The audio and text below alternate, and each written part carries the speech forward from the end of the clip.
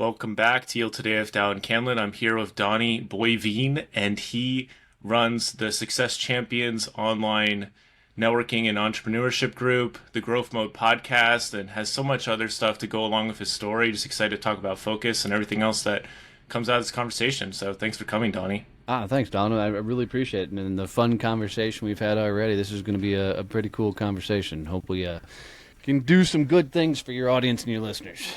I agree. So let's bring it back to focus. Why is it so important that we're channeling our focus in good directions, like just on a general basis? I think because we're all secretly the dog from Up, squirrel, on a regular basis. I know for a lot of my journey that without having focus, everything just goes everywhere. And nothing actually gets done. I was diagnosed with ADHD at the age of 45, so a little over a year ago, I guess now.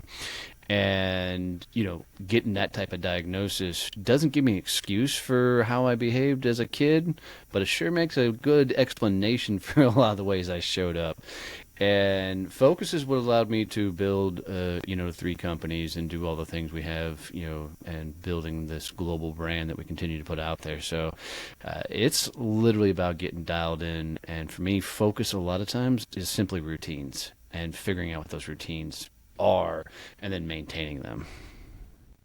I'm already getting chills because you said ADHD at 45 and I got diagnosed at 20, and it's like crazy how so much of the puzzle makes more sense when it's like, oh yeah, this is part of it, and it's like, oh, okay, well now I understand a lot of this stuff more, and yeah, go a little bit more into that. Was there something that more or less fell apart in your life, and you went to go talk to somebody? It's like, hey, I don't know what this is. I can't think straight. Yeah. So at 45 as well, I started seeing a therapist for the first time in my life. The doctors that I ended up talking to said that most people who find out later in life that they have an ADHD diagnosis are because they're in a highly stressful situation. So at the time, I was building 3 companies. My wife was still working a full-time career. She just quit her job to come work the farm for us. And there was a lot of moving parts happening, and I wasn't remembering to do things, which is not me. I was having things fall through the cracks. I was scattered in meetings. I couldn't keep up with the information. And so I was talking with my therapist, and she asked me one question. She goes, "Do you close your kitchen cabinets?" And I laughed because one thing my wife always got on to me is close cabinets. And I didn't. She goes, "You need to go get tested for ADHD." She goes, "That's one of the biggest indicators, is just simply closing a kitchen cabinet." And I went, she goes, "It's not that you don't know to do it. You just simply are distracted in the moment, and it's totally out of sight, out of mind." And then I got prescribed and put on Adderall, and good, bad, or ugly with it. Dude, you want to talk about my momentous freaking impact and life change? Like, my staff now can tell you if I haven't taken my medication, because I'm just like Roger Rabbit and the Tasmanian Devil, did an 8-ball of crack and are now trying to do work. And I don't recommend that for anybody, but that's what it is for me, off my medication. So it's been a game changer being diagnosed. Yeah, it really is beautiful, and I resonate so much with this. Like, it was even just a couple days ago, I had like some plans. I had a couple interviews, and I was like excited, and then I realized I just sort of bounced around the rest of the day, and there wasn't really any clear focus. And I got to the end of the day, and I was like so exhausted. I'm like, dude, what in the world did I actually do today? It's like I knew I had those 2 interviews, and then other than that, it's like I know I wrote a post here and I did this here, and I just kind of bounced all over the place. And I think of it sort of like a pinball game, where it's like we know where we are, and we're bouncing and bumpering around, and it's cool, and all of a sudden we end up in like the top part of the pinball game where you don't see anything going on. It's like, I don't know what happened. I don't know what happened there. We just lost track. Yeah, it was funny as one day I was helping my wife out in the garden, and I was supposed to till the garden up for her. That's what it was. And as I went to go get the tiller, I walked by our chicken area where we have this huge chicken coop and chicken run. And then I realized, the pond wasn't fully flowing well, so I went over and I'm fiddling with the pond, which led me cleaning out the pond and then cleaning out the pumps and the whole system. And about 2 hours later, she comes by, she goes, "Hey, what are you doing?" I'm like, "I'm cleaning out the pond."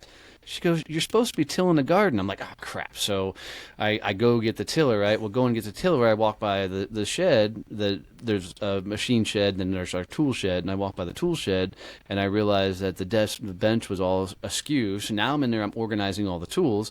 About 30 minutes later, she comes and knocks on the shed door. She goes, "What are you doing?" I'm like, "I'm organizing the shed." She goes, "Till the garden."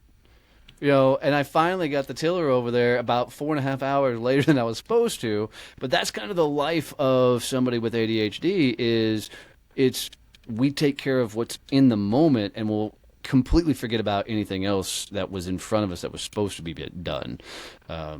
This is why I have to have routines like I do because if especially with a farm and 3 companies, if I don't have routines, then I will spend all morning working on the farm and not actually get to my desk and start doing interviews or working with staff or whatnot. So it's pretty challenging. But once you know it's happening, oftentimes now in the company, we just make a running joke of it. There goes Donnie again. You know. So. Yeah, I think this is a big part of the self-compassion equation because when you recognize some of these things as they've fallen apart before and you put those into your system, then you can trust more in the system and the system can build you up and provide that structure that you're not able to get anywhere else. And yeah, it's just a beautiful thing you can do for yourself. Yeah, for sure. I wish more young people like the only regret that I really have in life is I didn't start a business in my 20s. And now, in my defense, nobody was talking like that when I was growing up, right? There was no entrepreneurs. Like, I had a blue collar family. You get a job, you worked for the next 20 some odd years, for other people. And I went down that path. And I think for the day and age and the times we're in, I mean, everybody wants some sort of freedom, whether it's a lifestyle freedom, financial freedom of some sort, whatever that is. Building a business can do for you. Now, it's not easy. Don't let anybody ever tell you building a business is easy. It's the toughest thing I've ever done in my life. But what I love about the experience of building a business is you truly get to meet the dude in the mirror. And I use dude universally, guy, gal, doesn't matter, right? Because you're going to find yourself going through some of the toughest things, toughest challenges you've ever done, and you're going to get to a place where you run out of your own excuses. When you work for somebody else, you can totally make up all the excuses in the world, and they're real. They're still excuses, but they're real, right? But when you run your own business, there's no excuses. If the business isn't growing, you go sell something. If the business isn't working, go market something, right? If the clients are not happy, go fix the operations, And in doing that, what you're going to find is the people who truly find success are the people who are too crazy to throw in the towel. They pushed on where everybody else would have quit, and they kept moving forward. And I think because people see this Instagram world or this TikTok world that we live in, they think that there's a shortcut to life, or there's this influence. I'm going to be an influencer and the world's going to change, when they don't understand that shortcut they're trying to find is the one thing that's preventing them from actually get to that life of freedom they want, because you have to go through it. You have to screw it up. You have to learn from those screw ups and keep doing it. And, bring it back to the idea of focus. It's 100% about knowing what you're trying to do and then stay focused within the routines to get you there. Like, I don't think the miracle morning type routine stuff that you have to have a specific morning that mimics everything I do. Like, people are like, you got to work out, you got to eat, you got to do that. I don't care about all that. I just think you should have a routine the way you start your day every day, right? There's a way I get to this desk every morning, and I'm able to do it, and I can follow that routine, and that's where I found a lot of success. But most people, they do let's just move through life and see what happens, throw caution to the wind, and because they have no focus, they don't know the life they actually want to live, they don't know what they want to do, they end up falling prey to everybody else. They go get jobs they hate, they get careers they're not live, they marry somebody that they don't really like, and it's all because of outside expectations versus knowing what you truly want and then working towards that thing. And building a business, I think, is the greatest tool in the world to figure out who you are and what you're made of. I'd agree with that. It tests you and it teaches you a lot of things that you probably wouldn't learn any other way. I'm fascinated, Donnie, with our ability to remind ourselves and to tell ourselves things, like sort of subconsciously train ourselves, right? And remind ourselves like what we're going after, and then we prove it. Sometimes you could beat yourself up about like getting in a rabbit hole of like watching a YouTube video or something. But that same thing, that like that same brain that got super sucked into that is the same brain that's also going to accomplish everything that you want to accomplish in your life. It's going to be the same brain, and so you need to take care of it. But if you're willing to like listen to yourself and help yourself through that process, like you can get there. It just takes time, and I think a lot of it is being willing to say no.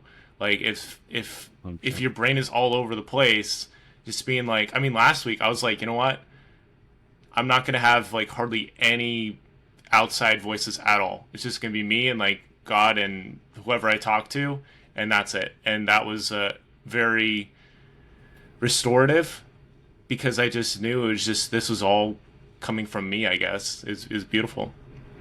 Yeah, what I love about that is most people are scared to spend time with themselves because of what will turn up, or their fear of what will turn up. Two of my favorite things to do in the world. One is to ride my tractor and mow the farm, because it's a 4 or 5 hour endeavor to mow the entire farm. And on there, I can't listen to podcasts because the tractor's so dang loud. I can't watch videos because I couldn't hear them anyways. So it's just me and the hum of the tractor.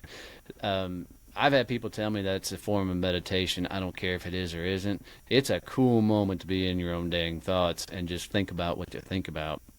And some of the biggest innovations and breakthroughs we've made in our company and my personal life have been sitting on the back of a tractor. The other thing that I do is I'm a distracted learner, which means I have to be distracted to actually learn. So I doodle, I'll listen to podcasts. Well, every morning on the farm, one of my routines is to go do a 45-minute walk with my dogs. So I'll take my 2 German Shepherds, I'll release them in the front pasture, let them go play and run. And then I'll go walk gate to gate. And there's about 200 steps in between my two gates. And during that time, just walking wasn't enough a distraction for me to think. So I started putting on podcasts. And so I'll go to Spotify and I'll type in, whatever I want to learn, whether it's business, mindset, health, whatever I want to learn. And I'll find a show that I've never heard before, never listened to, and I'll turn it on and they get about 45 seconds. If it's good, I'll stay listen to them. If I'm not entertained, I'm out, right? And I've learned so much about myself, because as I'm walking, and I call them walking thoughts, as I'm listening to that podcast, I'll get an aha or a light bulb moment will go off, and it may not even be listening to the show, right? It just may be my own thoughts going.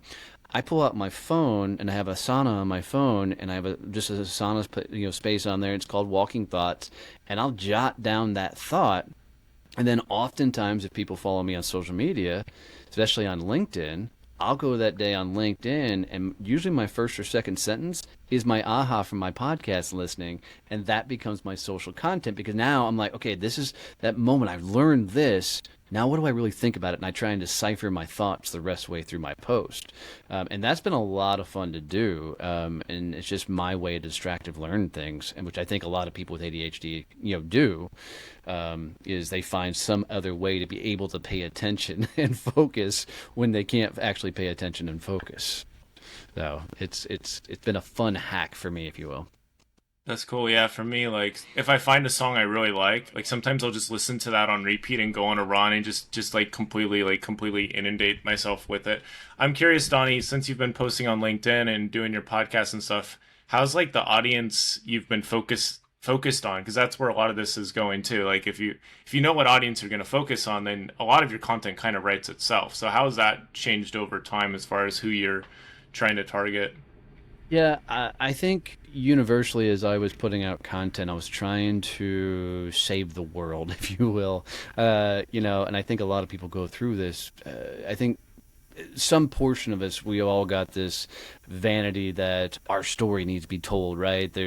People need to hear our mission. I think I was really heading down that way early on, and as the business continued to grow, and I realized that all I wanted to do is help as many people as possible get to freedom through building a business.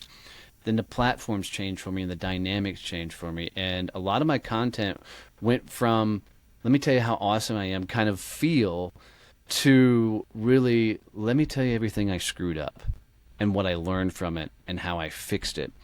And so now it's more teaching what I wish somebody would have told me as I was building my business.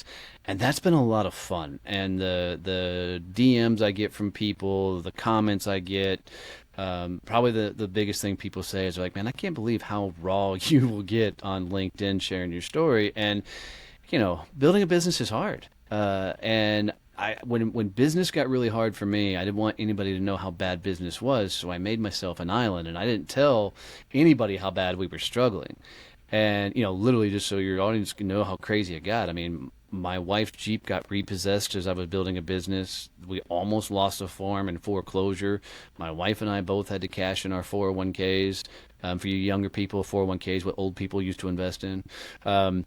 We had to cash in those things to save the business. And during that entire time, nobody knew outside of my wife, because I thought, God, if anybody knew I was struggling, then nobody would do business with me. And it's actually the opposite, because entrepreneurs know what's going on. They know. And if you get around the right people, and that's the reason we launched our peer groups, you get around the right people, they're going to say, dude, I've been there. Hold on, go this direction, do this next. Or a simple, keep going, man.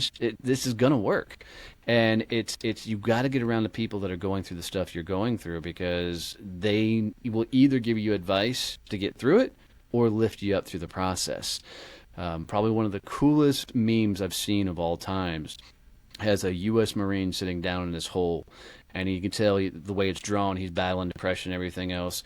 And his friends and family look at the U.S. Marine, and they're like, hey, just suck it up, man. Get over it. You're no longer over there. Suck it up. And the Marine goes, I tried that, but I'm still in this hole. Doctor comes along and goes, you just need to take these medications and do this, and that'll help. And the Marine takes medications and all this, and he goes, still in this hole.